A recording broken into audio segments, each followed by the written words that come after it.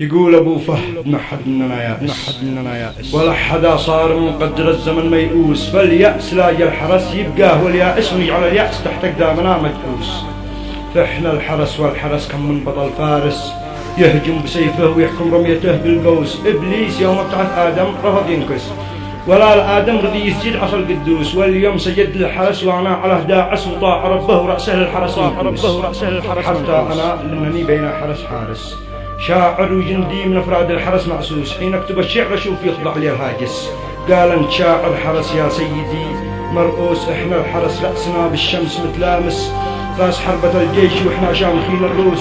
يهتاب الاعداء ويخشافنا متمترس، لاقى الحرس او هجم يبقى العدو ملهوس. يهتابنا الهيب والهيبة بنا تعكس معنى الرجولة وتعكس هيبة المرؤوس. عبرت مرة بصحراء والظلام دامس، صحراء مخيفة بليل اسود عليها دوس. وشفت انا ارواح شريرة بها تعبس، واشباح من الجن ذي تظهر على الكابوس. وكنت ماشي وانا ميري حرس لابس، من قلعة الجن جالي ماد الفانوس. فقال من انت؟ انا جاوبت متحمس انا حرس يا غبي، ثم ارتمى موعوس. فجأة رأيته بقي من هيبتي يابس، ثم اختفى كل ما شفته بقي مطموس.